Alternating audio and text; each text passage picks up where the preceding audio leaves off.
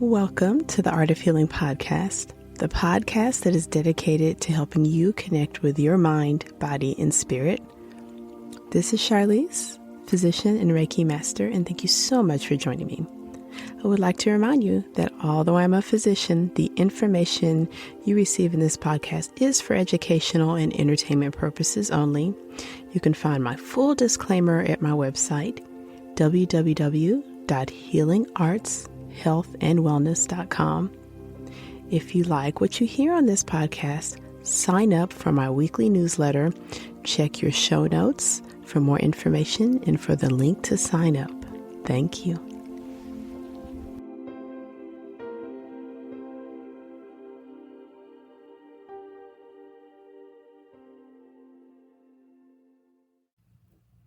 Welcome back to the Art of Healing podcast. This is Charlize, and thanking you for joining me for today's episode.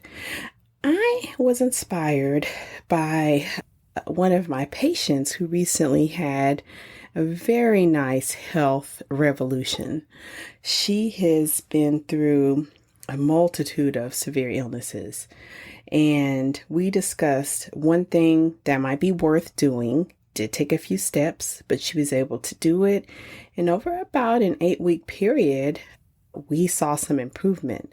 So that step was adding smoothies to her nutritional routine.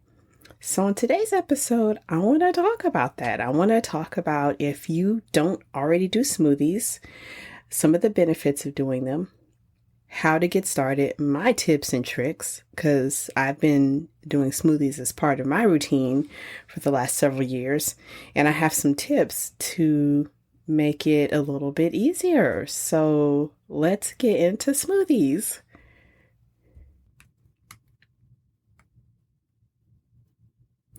So my patient had come to see me as a new patient to sort out several issues.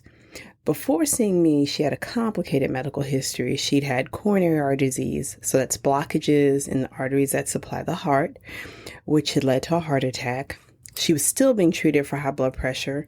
She'd had a lifelong history of obesity. She was constantly trying to lose weight.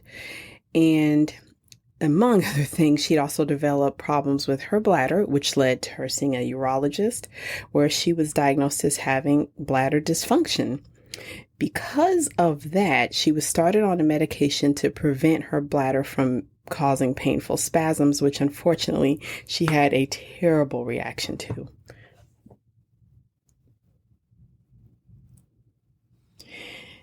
As we were working through what she had been through, the medication reaction she had was moderate to severe. So she developed a severe rash all over her body, and a form of a rash in which a large portion of the skin peels away from the hands and the feet. Now, by the time she and I met, most of this reaction had started to resolve, but she was concerned that a possible combination of this medication reaction, along with all of her other medical issues and her long list of medications, was leading to some of what she was noticing. So she had several abnormal findings on her nails. She had several types of ridges in her nails.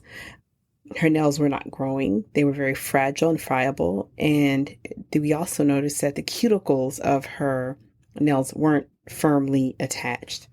So as she and I talked, I told her that her nails were actually giving us a clue, and having a look at the nails was a good way to let us know which way to start. And her concern, as well as mine, was, would this reaction that she saw the external findings for have changed her body internally? Because on top of the nail findings, and her skin wasn't recovering, is very dry, would crack easily, particularly on the hands and the feet. Was she having internal findings?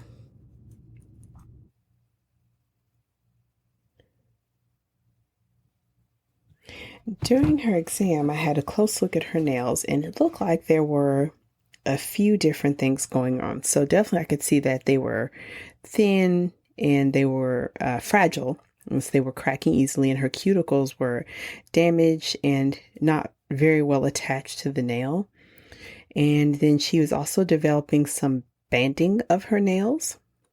So it's very open with the patient. I wondered about being depleted on nutrients, and it's probably a good topic to cover deeper, just nail findings that can tell you about what's going on with your body. But with the combination of her nail findings, I suggested that we check to see if she was deficient on any nutrients, to check if she's deficient on vitamins, to check if she was deficient on minerals, and to go ahead and do a full assessment of her dietary habits. So she was very open to keeping track of her diet for about 7 days. So the lab work we did reveal that she was deficient on pretty much everything that we checked. She was low on vitamin C. She was low on all of her B vitamins. Selenium and zinc were low. We discovered that even copper was low. So she was deficient on just about everything we checked. In the lab work, we were able to check her protein storage, and that was low as well. So the conclusion that we came to together, and as I'm discussing this, I do need to disclose that she had actually seen a couple of dermatologic specialists. So although the reaction had passed, there was just no obvious treatment from a medical standpoint. It's nothing like a steroid would take care of it or a topical medication would take care of it. So all the due diligence of getting to the point that we were was already done. So I discussed with patient that it looked like she was deficient on everything. Then we reviewed her nutrition journal and how she did as far as her dietary intake.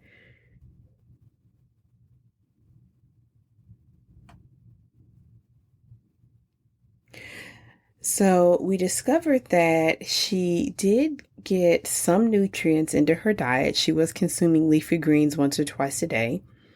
She was also consuming some fruits. We discovered that her protein intake was actually lower than what she had perceived, and that there were some sodas that would get into her diet once or twice a day.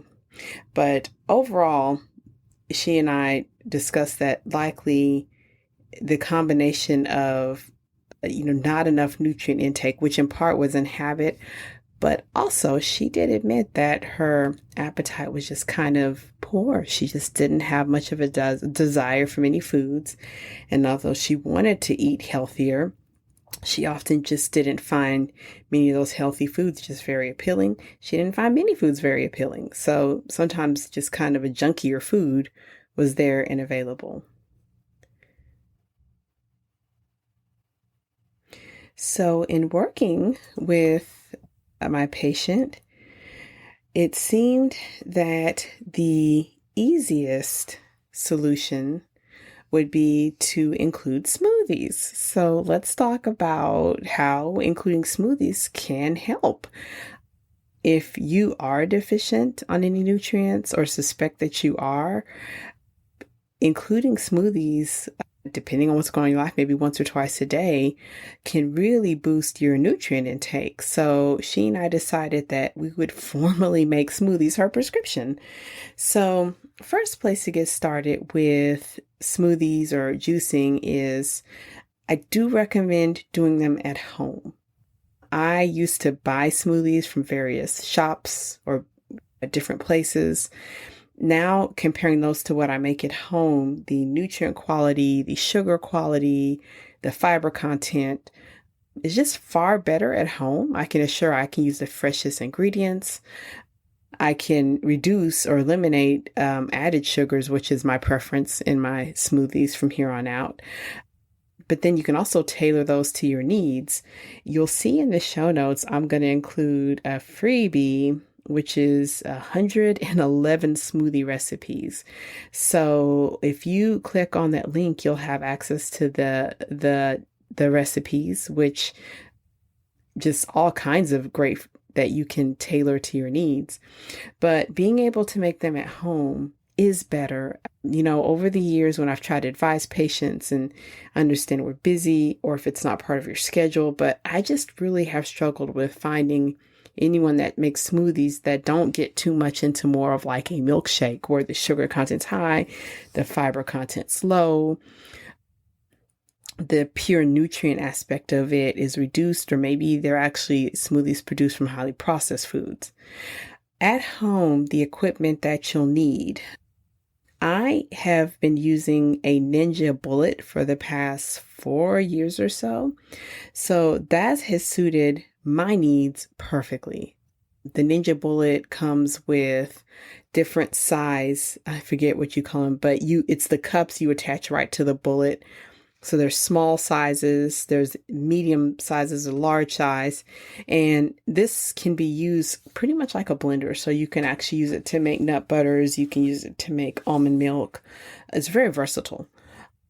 And so that's been my go-to. But I know that some of my patients have had success with some of the blenders that are online or similar, like the Ninja blender.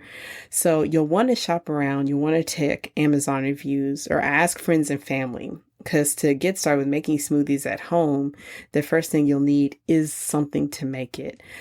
There are juicers as well. I have leaned more towards the blender or the bullet because then you can use it for multiple uses. However, if you feel very passionately using a device that produces just the juice, that presses the produce into a juice, can be great. I just prefer to have a device that I could use for more than, so my Ninja Bullet I can use to make salsas, nut butters. I use it for multiple, like a food processor.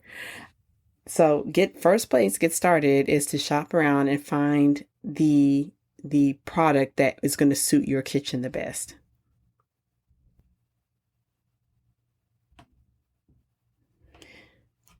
Next is having a rough idea of what types of smoothies you're going to make.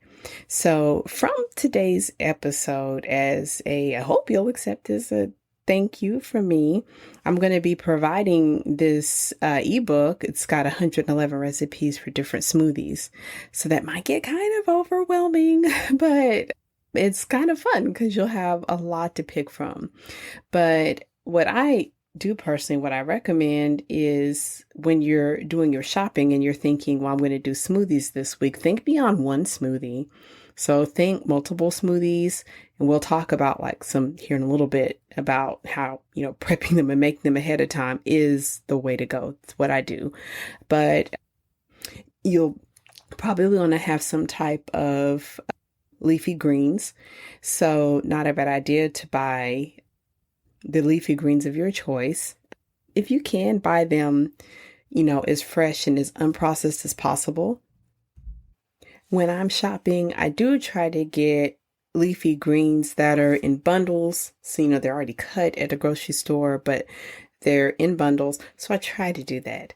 But if I'm kind of busy and, it's a cheat or a shortcut, I may buy some that are in a bag because they're already pre-washed. They're already many of the times cut up. I do feel somewhat bad about that because as a conscious shopper, as we all try to be, I don't want to necessarily purchase anything that generates more waste. So, it's nice if you can get the produce where it's not packaged, but sometimes the bags of leafy greens does save time and sometimes it's better quality. You may want to have some kind of fruit for the flavoring. And as you're making your own smoothies, you'll quickly notice that the fruit will deliver the sort of sweetness that you might feel that you need. And oftentimes will take away the need to add anything else as far as sugars. And as you're shopping for your food as well, think about more than one smoothie. So you might be able to purchase enough produce to cover 2 or 3 smoothies, or if you get a system going where you can make a week's worth and freeze the rest, you want to have some source of protein. So in the 111 smoothies recipe, it does mention in there using protein powders, which are a great source. Have some awareness, if you can, about your food tolerances. So if you do shop for protein powders and you know that you have food intolerances or allergies, I would definitely recommend you read the label. The protein powders can be made of whey, pea protein, nut proteins. Some are made of animal proteins. They may actually contain bovine collagen, which is from cows. So if you purchase a protein powder, which is fine, just read the label very well. Protein powder can be more expensive. So that's why it's also good to make sure that protein powder fits your individual needs. A source of protein you can use is a high quality nut butter from organic nuts or just nuts themselves. If you purchase a high grade smoothie maker or blender, a lot of times it can process those nuts down very well. So I personally like walnuts as my protein source in my smoothies. I like the taste of them. I like that they don't overwhelm the taste of anything else. But if you do use a protein powder, just my advice for patients with our person we're discussing, I advise her just read the label really well and make sure that protein's not from, that you're vegan and this was a collagen protein source, which is not vegan. That would come from cows.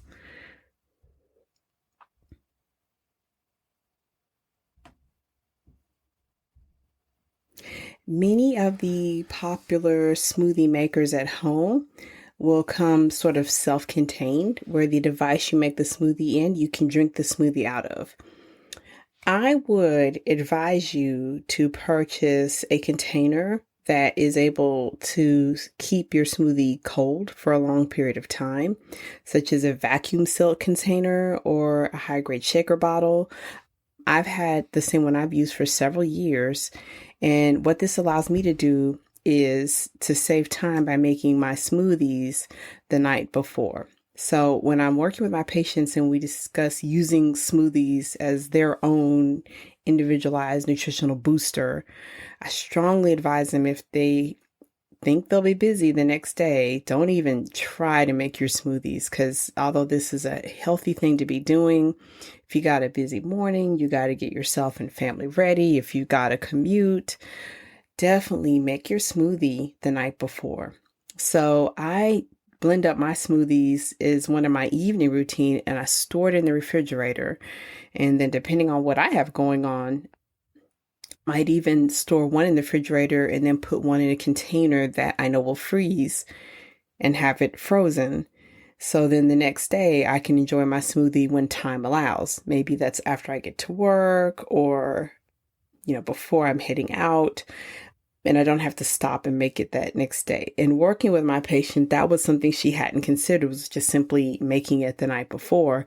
Saves you several minutes and you don't have to do all that cleanup. It's your grab and go drink. So you're like your own fast food producer, which is great.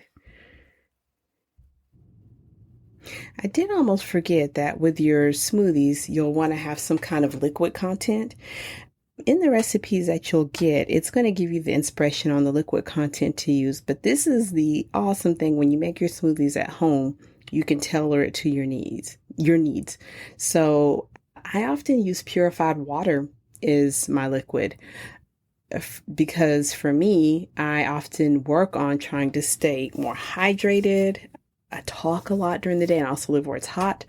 So having water as my liquid base, I can assure that I'm starting my day with a little bit more hydration than just drinking my water to start with. But if you know that you're protein deficient, then using a liquid base that is high in protein, depending on your needs. So maybe you can include dairy. Like if you're a pregnant woman, it might be good to have a really high quality source dairy. You can also use Greek yogurt. It actually can thin out to a liquid, and it can also be a protein source too in your smoothie.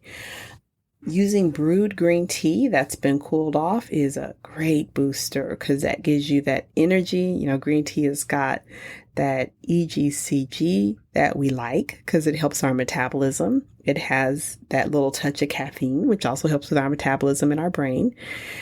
So there, you can also tailor specifically to your needs with the liquid. But if you're in a pinch, you can always use, if you have it available, purified or filtered water makes a great liquid for your smoothies.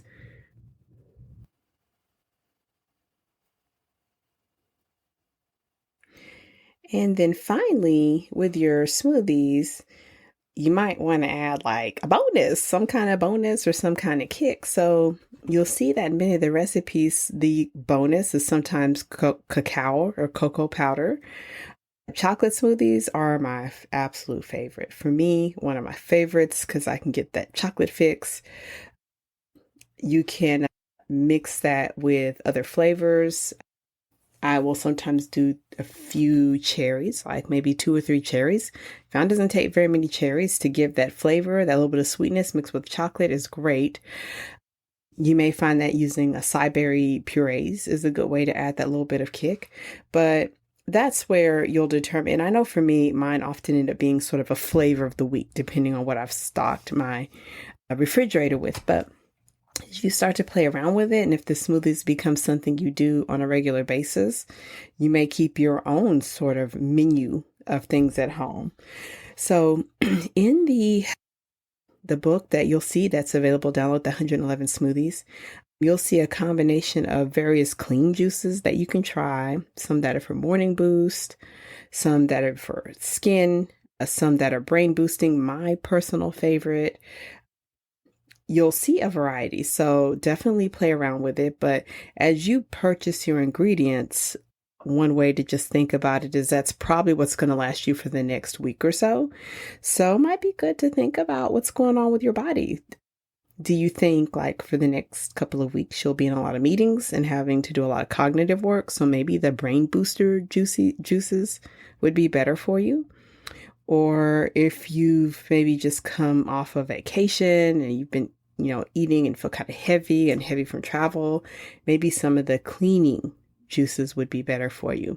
But think in terms of batches so that when you do go shop, you can have what you need and hopefully it'll last you, several days.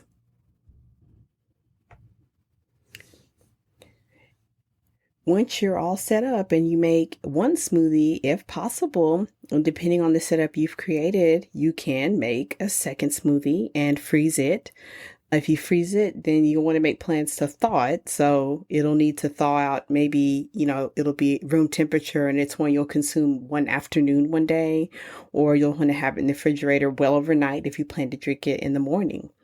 So I usually recommend maybe one smoothie a day, but with my individual patient here, we opted to do 2 a day of her choice. We just, discussed with her specific deficiencies, which were the best. And she felt ready to do 2 because she was sick and tired of being sick and tired. She's very motivated. So for her, purchasing the Ninja Bullet, getting her refrigerator and her pantry stocked, she felt that 2 a day would be best. And for her, one of those ended up being basically a meal. Because again, her appetite was poor, which we kind of know if you're deficient on certain minerals, you don't have a great appetite. So my patient that undertook this step, which was to include 2 smoothies a day into her diet, she also worked on eliminating sodas because we agreed that the sodas were putting, artificial stuff into her system and not very helpful.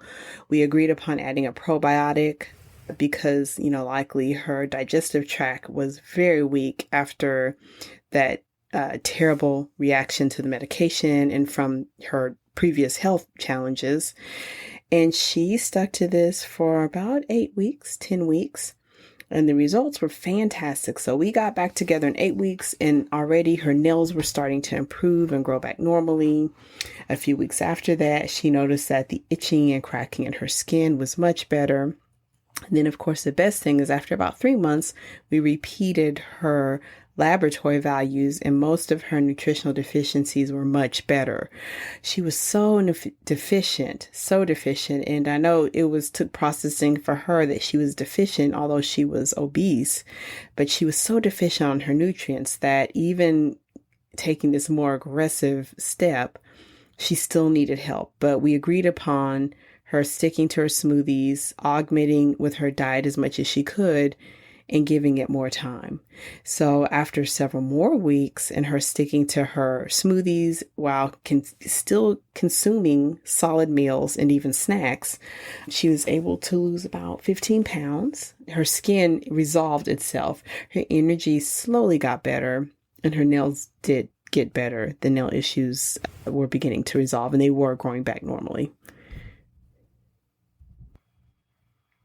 So if you are not someone that normally makes smoothies on your own, but you're ready to get started making your own, in your show notes, I will place a link where you can sign up to get a free copy of 111 smoothie recipes, juices and smoothies. So that will be in your show notes. as well as if you desire, you have the ability to connect with me through my weekly newsletter, which I email out to all the folks so we stay in touch. And I deliver a copy of the podcast episode that you can download in case you missed it. So that will be in your show notes. If you are interested in knowing more, especially if you're wondering if you're deficient on certain nutrients, or you're wanting to actually get down to the root cause and dig a little deeper yourself, it may be possible for you to work with me. It is possible if you live in the United States, if you live in certain states, and I will put that information as far as which states those are. You can connect with me as a patient where we can discuss if you'd benefit from testing very specifically for nutrient deficiencies, if we need to test the health of your gut, if we want to do some more detailed testing, in addition to the smoothies, if that's something you need to add, if they need to be tailored, and if there's more that you need to be doing. So you can find out more about working with me at drcharlise.com. So check your show notes both for the smoothie recipes and have fun shopping, as well as for how to connect with me if you're wanting to dig a little deeper. So as always, thank you so much. I hope this episode was helpful. This is a topic that, I took for granted just because I started doing smoothies probably about 6 or 7 years ago, and I thought the rest of the world had been doing them. But I've discovered talking to my patients that it doesn't actually seem like the easiest, and it could seem daunting if it's not part of your lifestyle. But hopefully you'll leave this podcast with a plan, maybe a shopping list, sort of an easy habit, and something that you can tailor specifically to your needs, what you need to feel your best. So as always, thank you for joining me. I will see you next week for another new episode. Bye-bye. Thank you so much for joining me for this episode of the Art of Healing podcast. Once again, this is Charlise. You can find out more about me at www.healingartshealthandwellness.com. Did you know I have a blog as well as online courses? Check your show notes to sign up for more information about healing arts, health, and wellness. Thank you. Please feel free to share this episode with your friends, family, and loved ones.